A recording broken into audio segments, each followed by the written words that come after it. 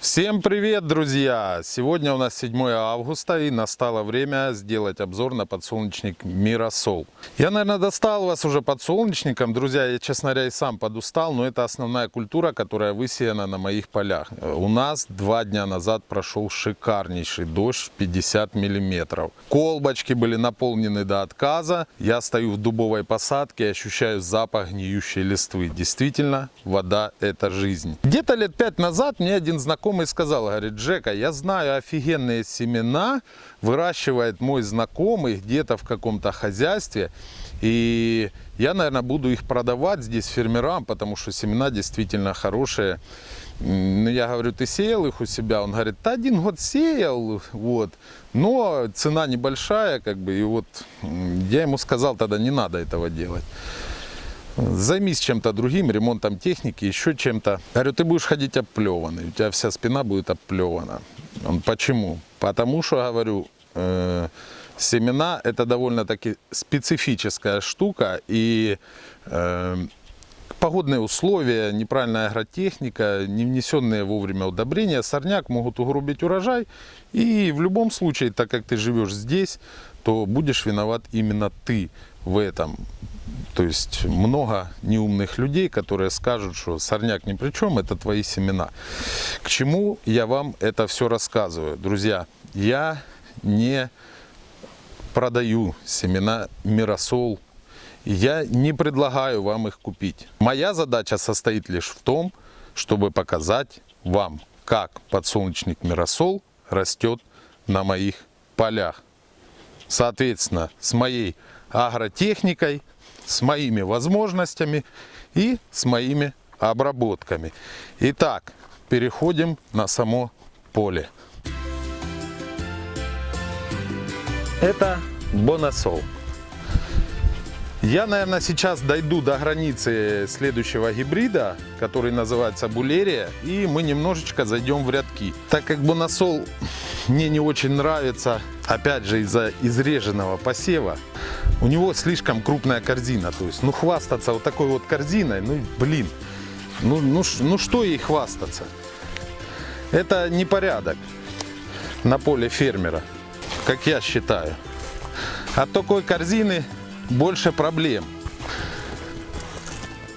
Вот он.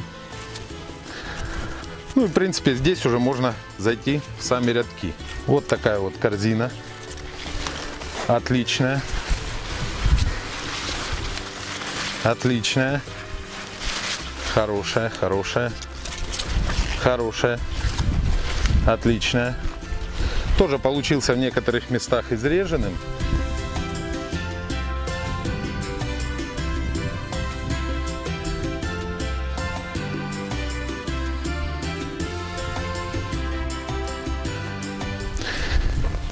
Гибрид Сирокко. Пожалуйста, представляю вашему вниманию.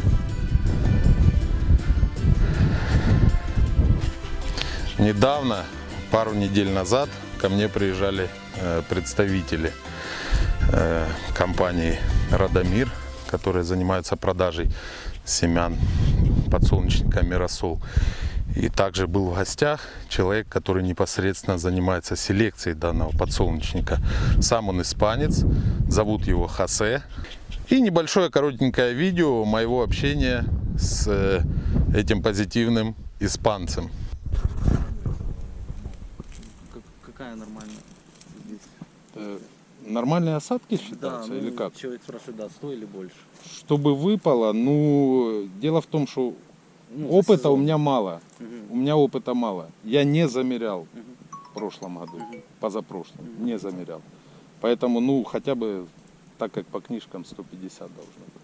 150. За сезон, да? За летний период, вот с момента посева, хотя бы. Спросите, вот в Испании тоже жаркий климат, там какая вот годовая в среднем осадки идут?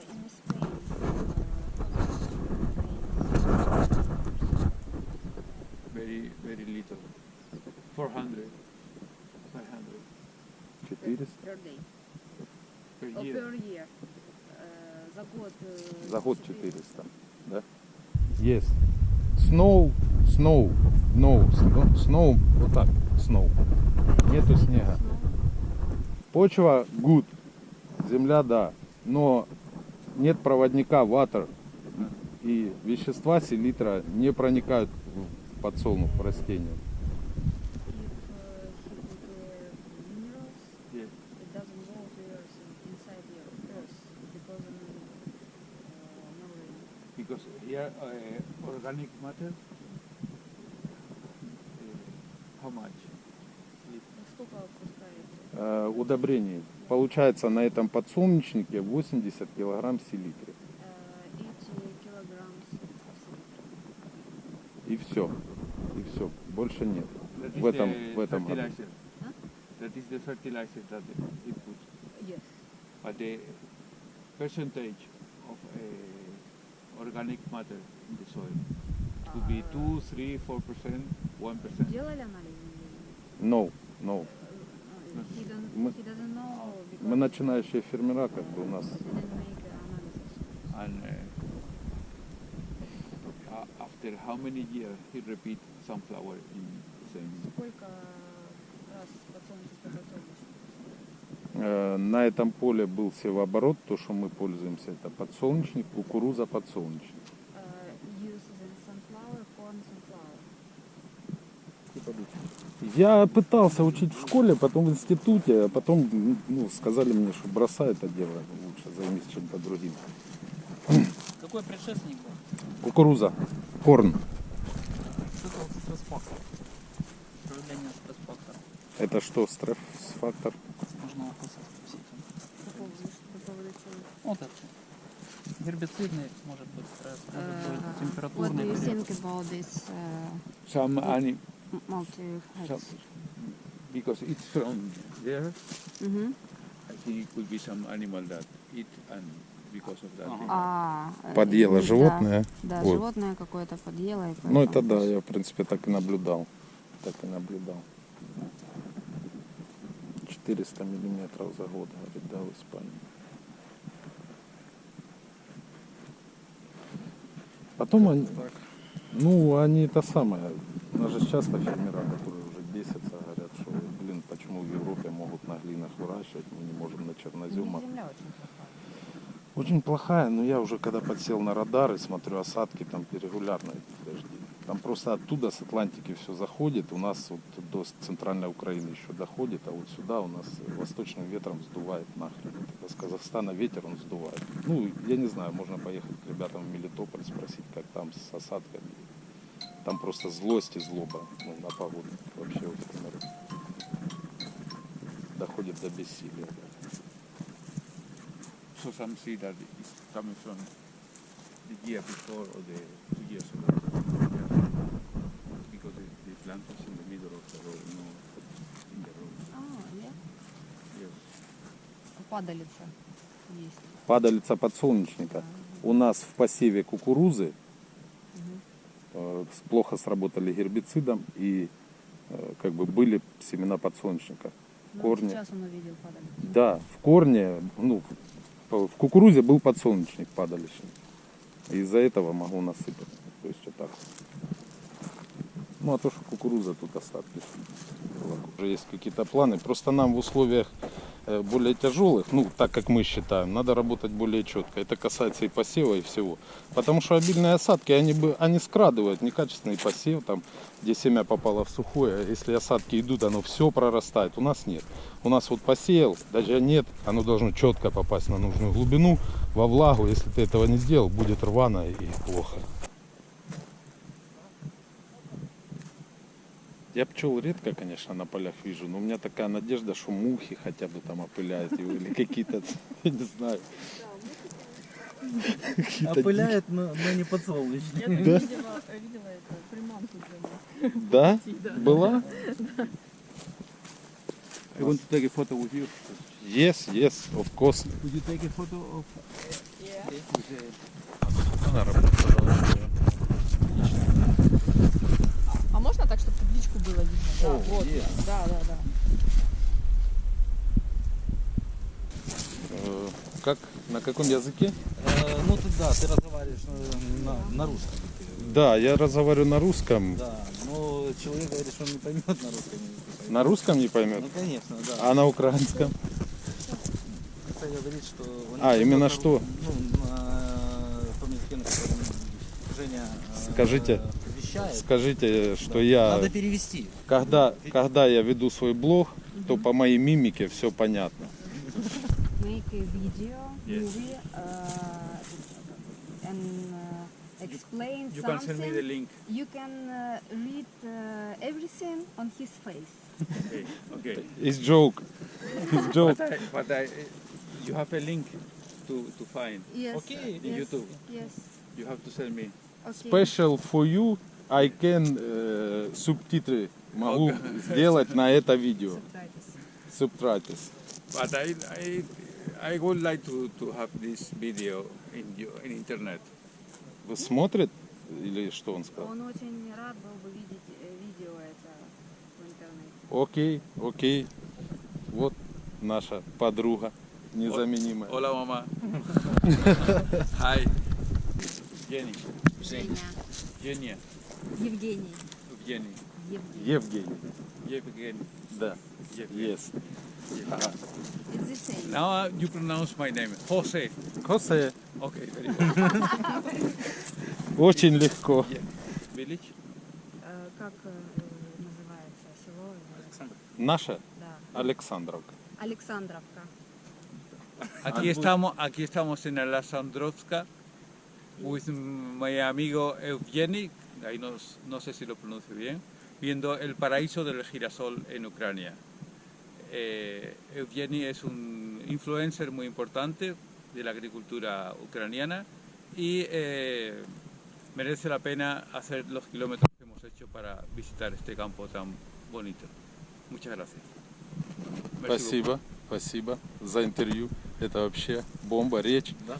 Да. beaucoup. En français.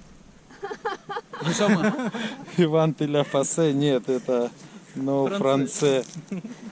А, No, we just nous sommes ici dans ce magnifique champ de tournesol avec notre ami Evgeny. Il est un expert de tournesol de l'agriculture ukrainienne. Merci beaucoup. thank you for you. no communicate with Okay, him. okay. And I will stop because I can continue in Italiano? Parliamo...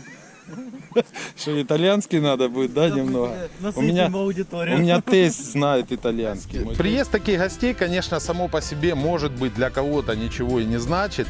Друзья, но как бы мне было приятно, что какому-то фермеру, обычному фермеру приехали люди, которые общаются, селекционеры.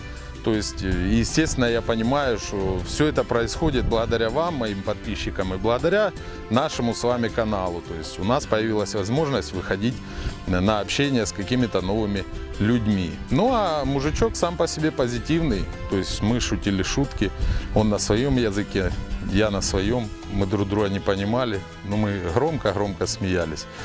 Это у нас сирокко. Тоже, в принципе, вот здесь можно зайти в рядки. Опять же, не получилось показать во всей красе этот подсолнух, какой он может быть при качественном посеве, без вот этих пролетов. Ну, какие-то рядки у нас есть, то есть какие-то корзинки у нас есть. Вот. Корзинка где-то 25 сантиметров в диаметре. Есть вот такие вот 17 где-то. Такие поменьше есть. Этот маленький, видимо, вылез потом. Бедняга. Вот такие. Если вам интересно мое мнение общее по полю, то как бы без всякой накрутки я вам скажу, друзья, что это одно из самых лучших моих полей в этом году. Как говорит сам селекционер, у них за год в среднем в Испании выпадает 400 миллиметров осадков. Это очень и очень мало.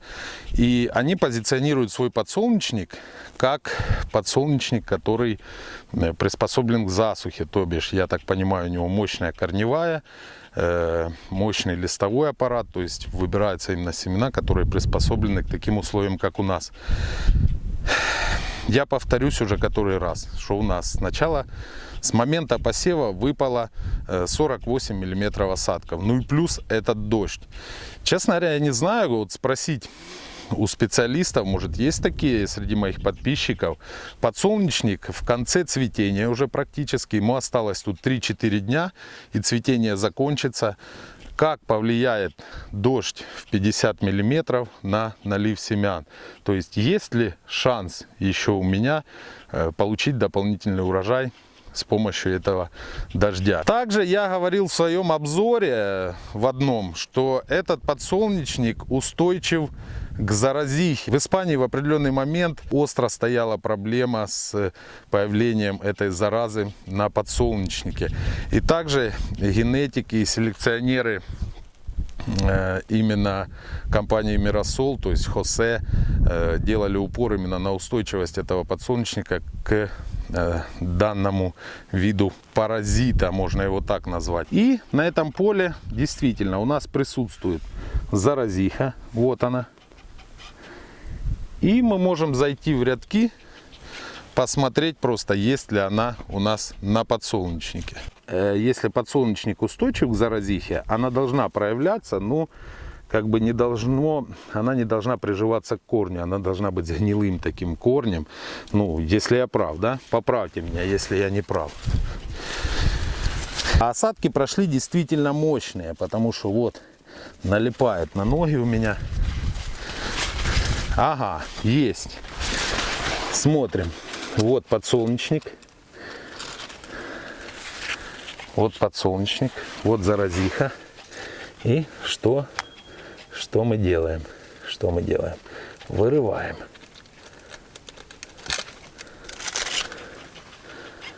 Вырываем этот корешок.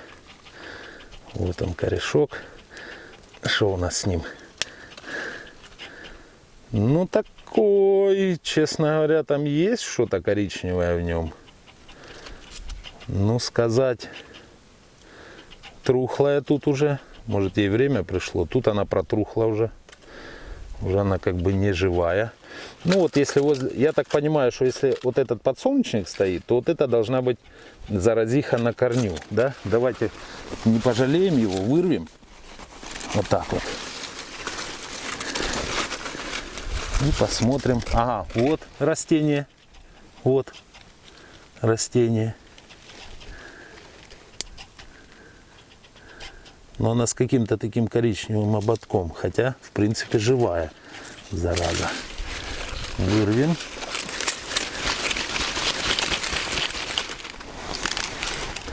Поправьте меня, если я не прав. Вот как определяется эта заразиха, где она должна присасываться.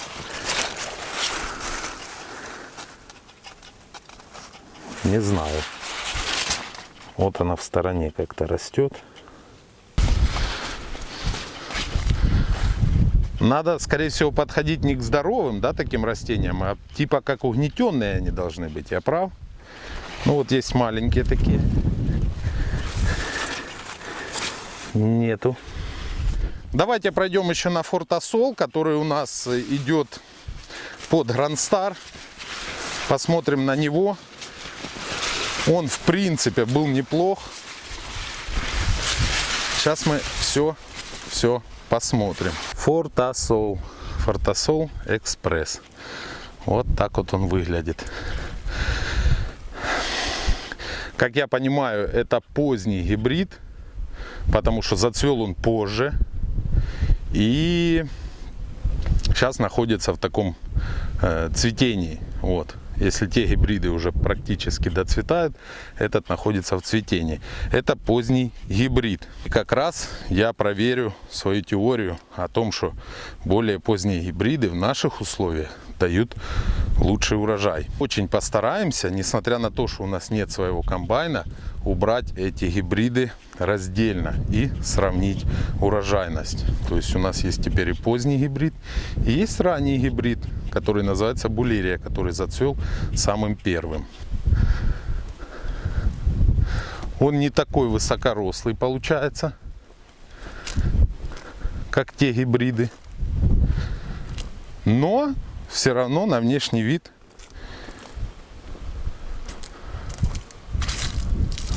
на мое мнение, отличный, отличный. Хотя вот именно по такому, в такой фазе еще практически ничего не видно. То есть делать какие-то выводы, ну, рановато.